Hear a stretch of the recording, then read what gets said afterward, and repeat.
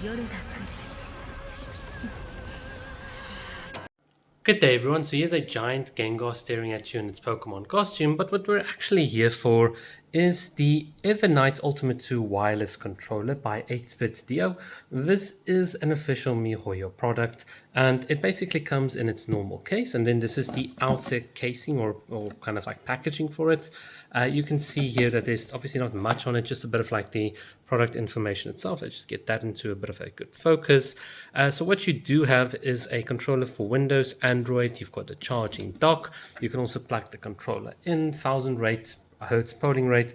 It's pretty cool. But what I wanted to do was just kind of quickly go over the controller. So if you're interested in this, obviously this won't be a sponsored video, but you can see it in the link down below. I think it depends on region, but it's about 70 to 80 euros.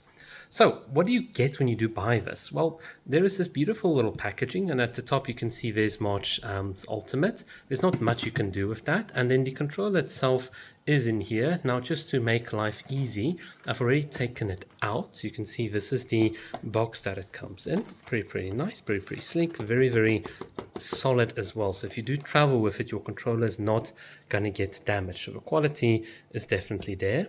And when we do open up the controller, you have two parts that come out. So the first is you've got the charging dock here with the remembrance on it, which is pretty cool. And then here at the back, you can see there are the 3 little charging ports. So if you just drop that on, it's going to be pretty awesome.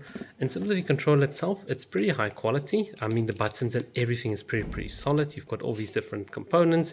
There is a bit of RGB lighting and so on. And then you've got 3 triggers here at the back, some pairing and also some capability to charge it. And then at the back here, you can also see if you toggle this will actually determine the trigger length. So if you just swap it back, then you can do a much deeper trigger. So you've got lots of little itty bitty customizations and also these little buttons here. So many buttons, and that's kind of makes it a bit fun. So you get this, the controller, obviously the casing, but you get a couple of other goodies as well. So here at the bottom, if you start sliding this out, I'm going to slide this out. You effectively get, first of all, these stickers that you can put onto your laptop, computer, or wherever. So these are kind of very nice, showing the memo sprite for Evernight. And then you also get a couple of other goodies. You get this beautiful card. It looks like a tarot card in a sense, but it's actually just something that you can redeem a couple of jades with. So there's the code for anyone that needs it. And then you get this beautiful March coaster. You can put your coffee cup and anything on it. March coaster, Evernight coaster, and Evernight herself is actually at the back. So you don't need to worry. You're not going to ruin her. And you can also just go and do this upside down. I think it's pretty pretty. And then finally, you've got these different buttons, obviously corresponding to her skill, ultimate, and so on.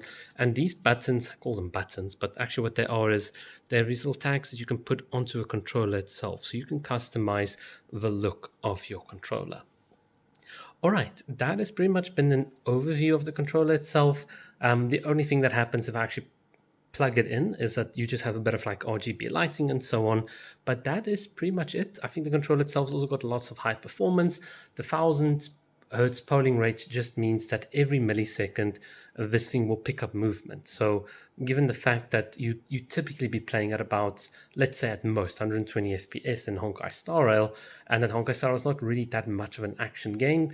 That's about what, 8 point something milliseconds of compute, CPU compute. I mean, 1000 polling rate's more than enough to get 8 actions in per frame, which is, I think, yeah, it's pretty good. Not that we as humans would ever reach that speed, but maybe for people that are competitive Call of Duty players and so on. I think overall, just for the price and everything, this is a pretty handy like holiday gift that you might want to give to someone or to yourself. Okay, the little big Gengar is going to say bye-bye and have a great day.